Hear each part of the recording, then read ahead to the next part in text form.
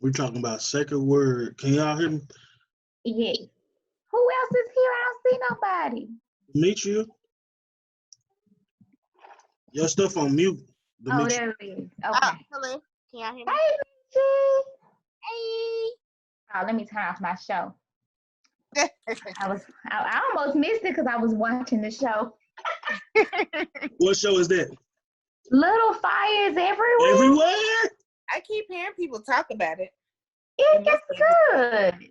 I'm not watching Is You know what, Josh? that with Kerry Washington? Yeah, and Josh, with you being a guy, I don't think you'd be into it.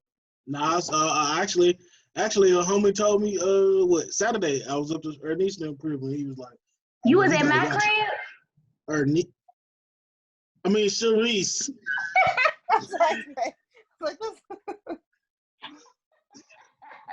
Sharice, Ernest, it all sound the same. Yeah, but oh man, I never had the questions ready. Get it together. I know, guys. I'm sorry. So we lost one of our soldiers. Not gonna be with us because she got both of her little boys. So Oh. Being mommy. and little TJ off the chain, he be turned up. So How old is he? look at my ass. 2, Like 3. 4. 3? He ain't no I 4. don't know why I thought he was 4. Well, Yeah. 2 or 3? 2 yeah, or 3. that sounds about right. Swag, swag, swag. All righty. Well, welcome again to another Husky Hefe's book club, ladies. I should call this Sacred Woman Book Club because you guys have been here and showing up. So we got some questions, some quick questions today. And we have an exercise, something different. Yay. Okay. Yay. So, first question to start us off is, if true sacredness is embraced and light shine, what can it do to benefit the world? I put it would add a lot more value and substance to life. Like, I don't think it would be as many health issues because we'll be eating right. There'd probably be, I don't know, just a decrease in overall like chaos in the world and stuff. If everybody just tapped into their sacredness or whatever. So, Almost like a utopian society, you know? yeah. So, that's pretty much it. It was a more direct thing that I was messing with. Okay, let's see. It says, if we embrace our true sacredness and allow our light to shine, then this suffering earth on which we live shall be healed. So both of y'all are right. And it was wonderful as I read this book, I really took heed to like some of the things. It was like correlations in my life. And it was one poem that I liked by Marianne Williamson. Y'all probably have heard it before. But it's like our deepest fear is not that we're inadequate. Our deepest fear is that we're powerful beyond measure. It is our light, not our darkness, that most frightens us. We ask ourselves, who am I to be? Brilliant, gorgeous, talented, fabulous? Actually, who are you not to be? You are a child of God. Your playing small does not serve the world. There's nothing enlightened about shrinking so that other people won't feel insecure around you. We are all meant to shine as children do. We were born to make manifest the glory of God that is within us. It's not just in some of us, it's in everyone. And as we let our light shine, we unconsciously give other people permission to do the same. As we're liberated from our own fear, our presence automatically liberates others. So that's why I had to ask that question. It just stuck out to me that as you shine and as you're a beautiful person, it's gonna help others like really step up to the plate and get better. So I know some people get on our nerves, but like Arnice, I saw your little post where you had your little mentor, your mentee girl, and her mom reached out to you, and like that's beautiful. But if you didn't shine that light in their lives, like, it could be a bad turn. So Maybe. yeah, it's beautiful. We always got to keep shining, despite how people make us feel. They piss us off. They make us mad. Be quiet. Take a deep breath. Turn your cheek and say, "I love you." Oh, I won't go that far. Hey, I don't believe. Hey, Gotta love. tap into our sacredness. Hey, love is in everything. Love is in everything. Now people say hate, but you don't hate nobody. You just don't love them as much as you love something else. You right. You right. I'm deep. I should be. Nah, right. So, next question was from a scale of 1 to 10, 10 being very bad. How would you rate your ability to communicate positively and effectively when you're upset, and why?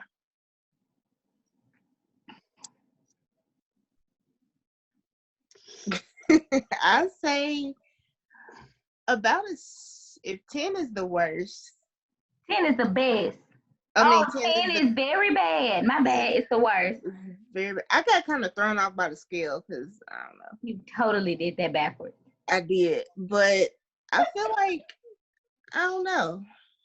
I don't go off, but I feel like I could maybe communicate better. Like, hey, this is bothering me, or I would say maybe a 5 or 6.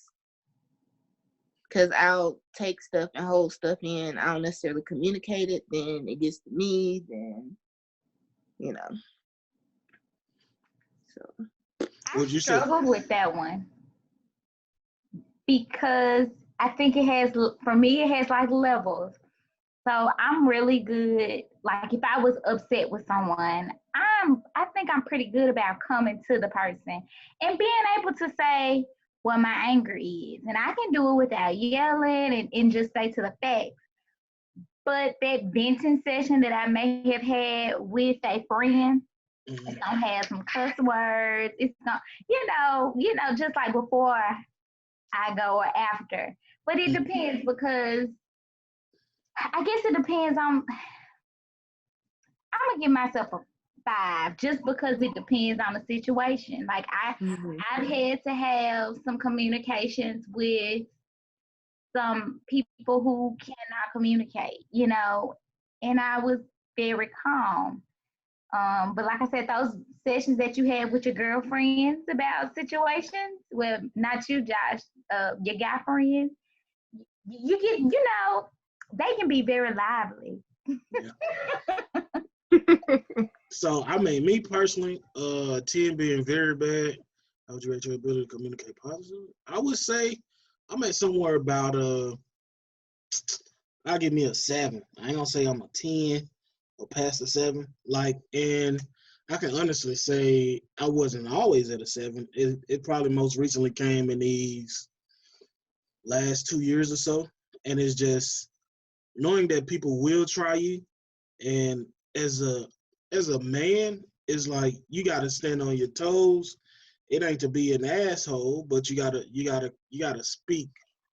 You gotta speak the right things. You gotta tell somebody how you feel. And as men, I know we shut it out a lot. We kind of take your approach, Michi, and we just like, we'll let it harbor and fester and like, man, nah. So Men actually let it fester because I've always been told that men just let it go and truly let it go, and that letting it fester or like build up is like a woman's thing. No. I guess you don't hear about them like talk about it as much, I guess. Yeah. Cause it's gonna hurt. Like anybody get hurt off words. So it'll be sticking. Like something happened back then. I was just sticking around like, dang, that really pissed me off. Like that ticked me off. Like, ooh, I'm so mad. Ooh. But then I started to learn. Like, nah, let me let this person know. Hey, this what went wrong, and we can agree to disagree and walk away. But I gotta say my piece. And if you say your piece, hey, I'm cool. We can disagree and. We gone. But I don't like letting stuff fester because that's where you get some of those men who start to turn to the bottle and other inebriations because They trying to find a way to release it, and man, I don't care what you say, drugs and alcohol is not that. And hitting someone is not that. Yeah. Some people have found working out to be a solution, which is good, but you just got to watch some of that aggression, because some of it start to become aggression after a while. Okay. So, next question is also a scale question from a scale 1 to 10, 10 being very bad. How would you rate your ability to communicate without using derogatory words? I put 1 for me. Is 1 being like very good?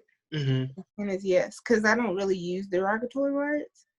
And it takes a lot for me to like snap on somebody. Like if you see me snapping on somebody, no, they did a lot. So that typically is not me. So not to cuss at work.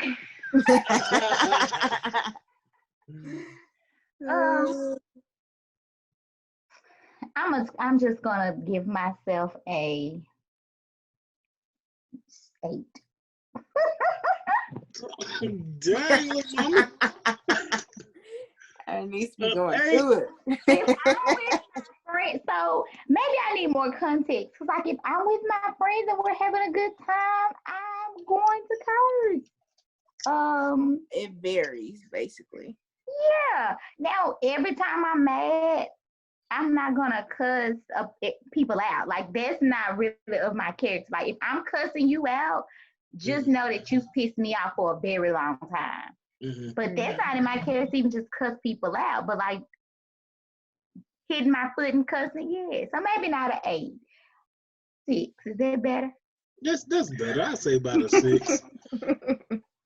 I give myself a 6 as well. I'm not very good at it. I tend to curse. I give myself a 5, man.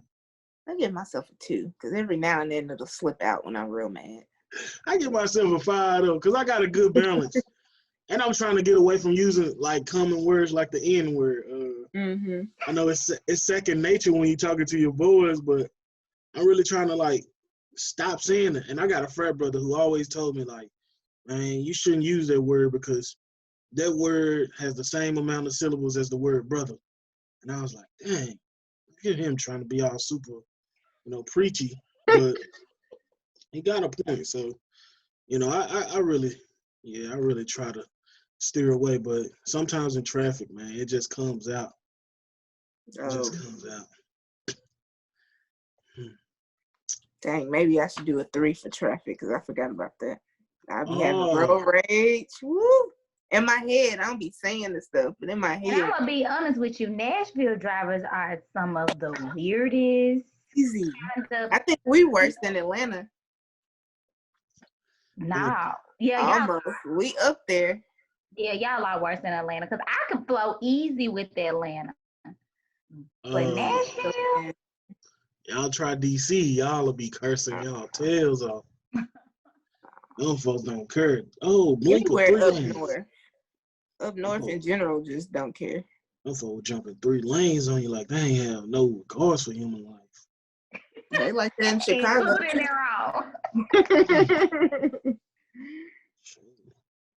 Next question is, have you ever felt that you've talked too much sometimes? Yes. I feel like I over-explain a lot. Mm-hmm. So, yeah. All the time. I'm like you. I feel like I over-explain when I care a lot. Like if I care about the relationship with the person or the friendship or whatever the case is, I'm going to over-communicate because I don't want anything small to be a rift. And sometimes I just need to shut up. But if I'm not talking, that means I don't care. So you should be more concerned with me not talking than with me talking. But yeah, my mouth has gotten me in trouble since I could talk. Yeah. I don't feel like I talk too much. I probably talk too much to my wife because that's the only person you just got to bother. But other than that, no, I don't talk too much. No, I'm just playing. Unless I'm feeling like I'm trying to let somebody know, like, this is my intellect brain trying to prove to you that this is the point and this is why. But I really don't do too much talking then. I kind of like to hear other people's stances. So, Okay. I talk too much. So, which would you say is more powerful, silence or verbal expressions? So I battled with this. I said verbal expression is more hurtful, can be more hurtful or harmful, but silence is more powerful. If that makes sense. I struggle too, because I think when you don't communicate, you leave the door open for ambiguity, and you need to communicate, but then sometimes you need to be quiet. So I don't even think that one can be more powerful than the other. I think that they go hand in hand. And the thing is like figuring out the right balance of when it's time. So this question more so came in the aspect of, because this is sacred words.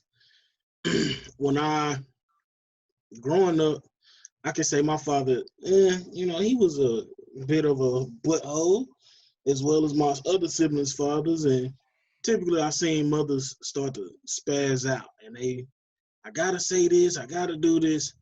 But I feel like a lot of our women, y'all power is in silence.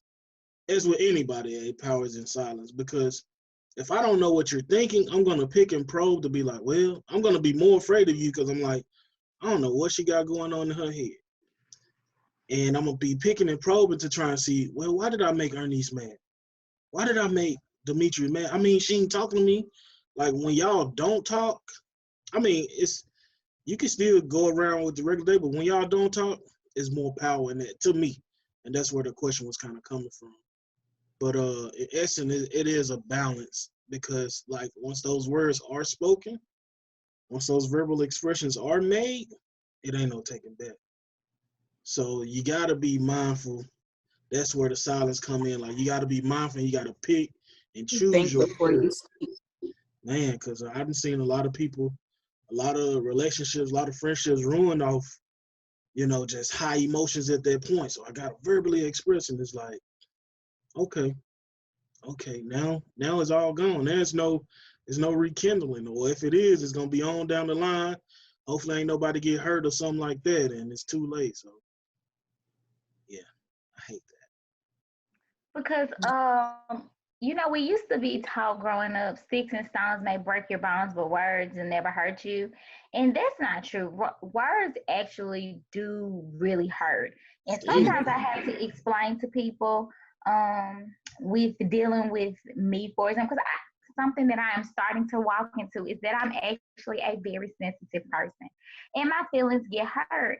And sometimes when you say certain things, it doesn't even matter how much you apologize, like my feelings are still hurt. And so it's like y'all said, you have to really think about what you say to people and how you say it. I think recently I got into a conflict with a friend because I was explaining to her, wow, you're saying the exact same thing that another friend is saying. Your tone and the words you choose come out very harsh, and you're gonna get a reaction. But she wasn't saying it. And like no, everybody in the group was like, the stuff you say come out kind of shady. She was like, it's because it's me. No, my friend, it's how you saying it.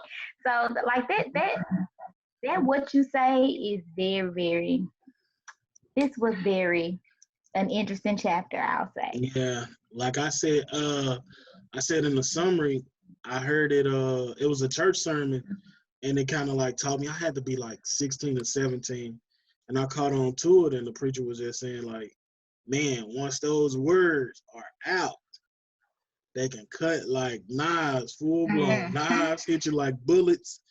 And some people don't survive from those wounds. So, hey.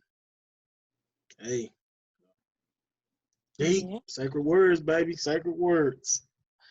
So, last question before we start our exercise. Do you consider your thoughts to be positive or negative most of the time? About ourselves or the world? I would just say your outlook on self, everything. Okay.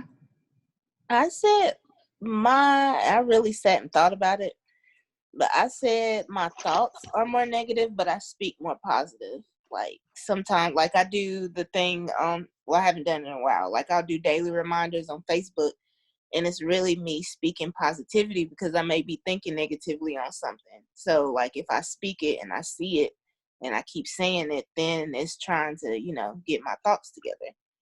But typically, because the world is just crazy, like my thoughts just are negative. Mm. I think for me, it's what particular area I'm dealing with. So some areas in my life I'm very positive about, and some areas in my life I'm not. Right. Yeah, same. I have to go with my thoughts are positive. Now that's not saying that I don't have negative thoughts, but the majority are positive. Like when those negative thoughts come, I know how to punch them. Like nah, buddy. You feel them. Like you gonna feel any negative thought, but I know how to box them real well to get up out of that, because you can slip, and that's a man. Whew, that's a never ending effect. And I just know like positivity. I know we know about like health and stuff, but I feel like in modern medicine, like we gotta speak.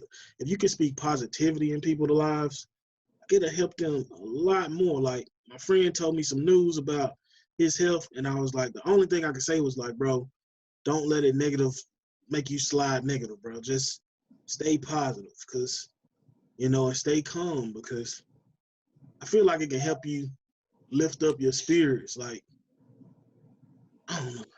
It's a weird way to explain it. Yeah.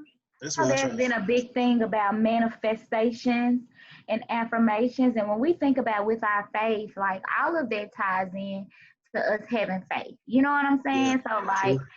I may not know, like I was telling my dad yesterday that I wanted to, before 40, I wanted to purchase a house in Germantown. And I don't know how I'm gonna purchase no house in Germantown. I ain't nowhere near 40. But my faith is that I don't know the road that I'm gonna get to, but I'm gonna get there. And we know that's faith, it's by things that are unseen. So I do think that all ties in. I forgot what I was saying, so I'm gonna stop right there. You was just saying that like the positive aspect Positive, of the same thing positive as like thoughts. It definitely ties in. And a lot of times when we are speaking negative over situations, we're really showing where our faith is in a specific situation, because facts. maybe what we see around us don't look like it'll work out. So that's definitely something to think about. But it's just hard. It's hard. It's hard. It's hard. That's Definitely. factual. That's factual. Hey, we ain't gonna say positive. We're gonna say faith. We're gonna test your faith. Lord. So here's the exercise. The exercise was there's one she kind of did, but I wanted us to be original. Is figure out a rebuttal statement to the following statements in which helps you speak life. Sorry, positivity and affirmation into the universe. Be original. So instead of you saying that I'm sick, Demetria, what would you say? So in my defense, I can't remember what was put in the book. So if I put what she had in the book, I'm sorry. No, it's fine. It says be original. This is for you to be original. Oh, she didn't have it. Okay. So instead of saying I'm sick, I put I feel amazing today. Today is gonna be a good day. Okay. Anise, do you have one for that one? I'm alive. Hey, that's a Like good one. Hey, I'm alive. I may not be feeling my best, but I'm alive. Yeah. It could always be worse. Yep. So instead of me saying, hey, I'm sick, somebody like, Josh, how you feel? I'm sick. I'm like, hey, well, I can work on me a little bit more.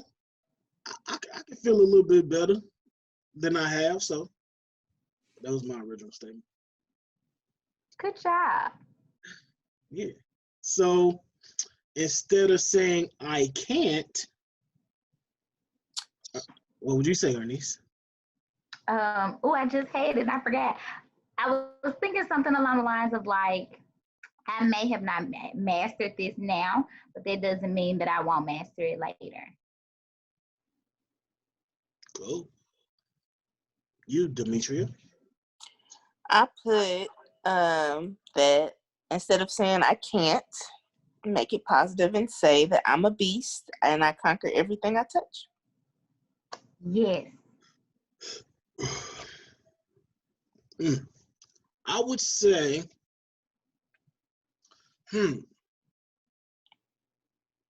instead of saying I can't, I'm going to say, I'm not going to give up on that. I'm going to get it. I'm going to get it. Oh, yeah. You had the best one, Michi. Sorry. Whatever. They're all good. They're all positive affirmations. Yeah, what you said. I don't know if you were being very positive because you was putting Right. yours and mine down. Right. Oh, my bad. See? See? Oh, I'm so sorry. Anyway, next one is I don't have. I'll go with this one. I start this one. Instead of saying I don't have, I would say I can attain that, but how can I attain it so I can have that? Boom. Okay. Y'all choose and go. You gotta tell us who next. Right. Right. I'm like, hey. Ernest, you go there. Instead of saying I don't have, I could say I am working towards. That's what you said, ain't it? Oh shoot. I mean, you saying it your way. This is it's the same thing. Okay, well I'm working towards something. Having this. You working towards getting that house in that place. Yes. Period. Period, poo. I put I am going to have blank and I will stop at nothing until I have it. I like that. I like that. And it's more of like manifesting, like I'm going to have it. Ernest had the best one. Yeah.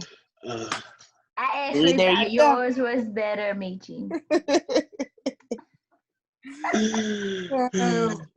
And the last one for our exercise. The Lord is working on me with that one, so I just let y'all go.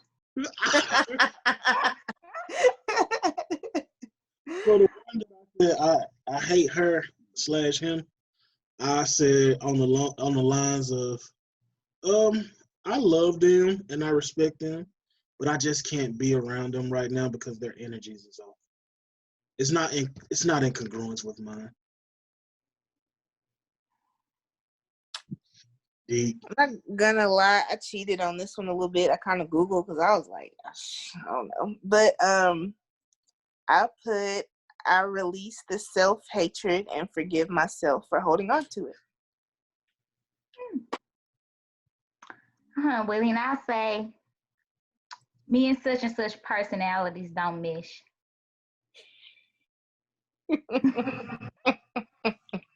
They belong to the streets. It's a start. It's a start. Not they belong to the streets, Ernie. Oh man. The last statement is very condescending, but the first part was a start. Listen, they belong to. But yeah, so that is it for like sacred words. Like we know, words can hurt. Words can hurt. That was good. And I like because I was looking at your summary today, the part where he's talking about a woman's words can do different stuff. Mm-hmm. You know what I'm talking about? I like that part because it's like what you say to people, not just women in general, but what you say to people like really can make their day or it can really like break their day. Like just a simple hello and a smile can really like you don't know what people going through. Like conventional is men compliment women, right? But if I was to get a compliment from a woman, that make a man feel great too. Like if you say you got a nice haircut, like seriously, like it's a bunch of stigmas that we have to break that should be broken that are in place. That's like if you compliment a man like your cologne smell nice, man, I feel That's like probably the greatest compliment for a man. Man, I start walking with my dog. My cologne smell good. Saying like if I was at Kroger and a man walks by and I say, "You smell really nice," he would appreciate that. Yeah, I tell women that like it be some women who perfume smells wonderful. I'm like, excuse me, I don't mean to be rude because we live in weird times now. But I'm like, your cologne smells beautiful. Your perfume smells beautiful. She's like, oh, thank you so much. Like the same thing works for like both species, but we've come to this. There's a perception over one instead of the other. Like you don't know. Like I always said with all the mass shootings and stuff, like be polite, say hello. Like that may save your life. Yeah. Yeah. Words are powerful. I really like this one. Of course I want to go to the Sacred Food Gateway, but shoot. I was hoping we would skip that one. After reading Sacred Words, I was like, yo, this is some good stuff.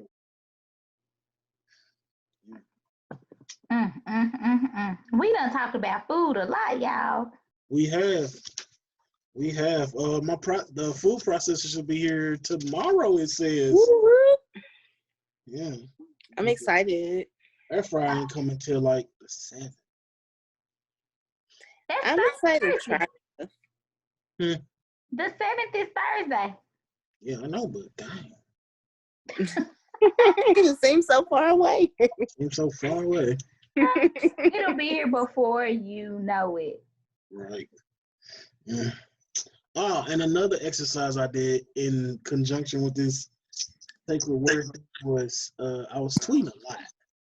But I started. I saw that. I was trying to understand. You had a list. I didn't understand what that was. Because when you look at stuff in like Google search engines and stuff, they start to populate on other things you look at, like your social media. So Okay. I'm like, it's always something like to promote like buying this or buying that or something negative. Like if I put the COVID word in something, once I get on my social media, I'm about to be smacked with COVID. So I'm like, I want to see if my theory is if I can put positivity and the hour is about up and I'm like, yo, I want to see. And if not, it goes to show that social media doesn't give a dang about the positivity in the world and it holds no true weight, at least in my book, as far as, healing people and all that. Man. I mean, because if you think about it, a lot of positive things don't allow us to do. So, like, if I feel very positive about the way, I don't know, I'm just throwing this out. I don't want nobody to come for me. Not y'all, but you record this and post this. But if I didn't feel positive about the way I look, then they wouldn't be able to sell me makeup or hair products or hair weave or, whatever that niche is for me. I don't know. So I do know when you go on social media, it has gotten very negative. Yeah. And drama. And I don't know if it's because of this. I don't know if it's because I'm home more, so I'm on social media more, or what. And also, other people are home more, so they have time to post negative stuff or pay attention to other things or be like, oh, I ain't got nothing to do. Let me tear down this person. Let me do that or say that or, Yeah. So that's what I was doing with trying to run a social media self-test to test the hypothesis. But I know negativity is gonna win out, and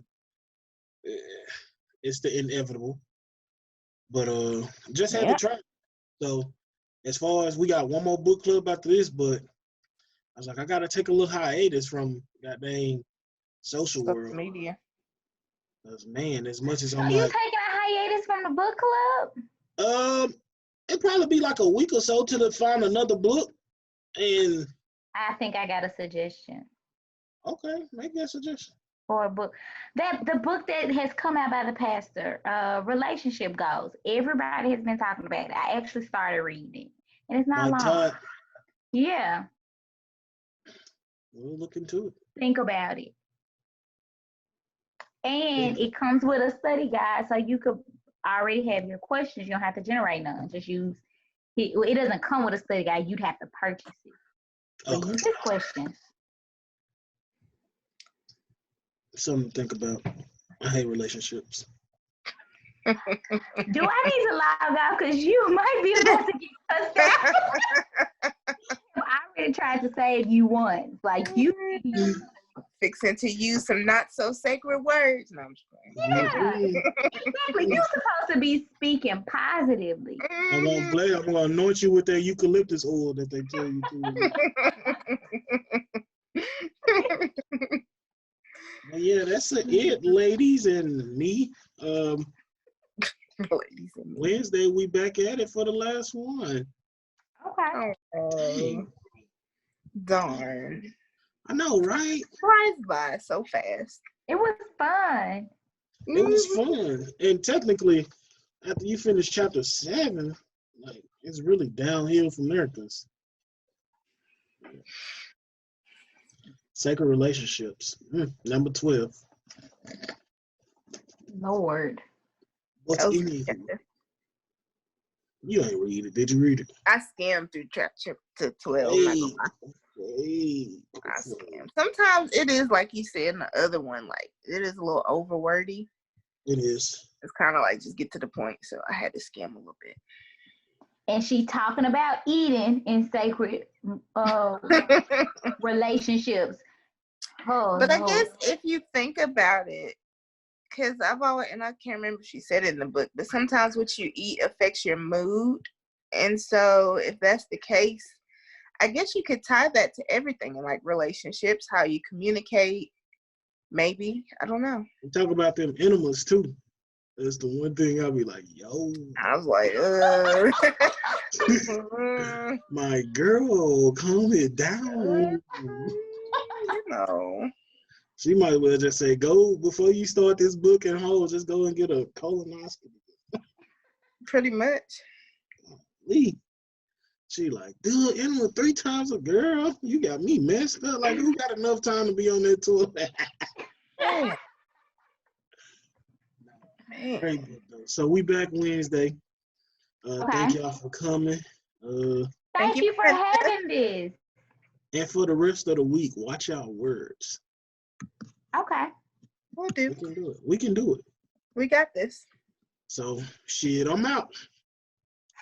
See? How you gonna tell us to watch our words? Oh, wait. You know that I missed all of it. Like, you gonna tell us to watch our words. You play forever.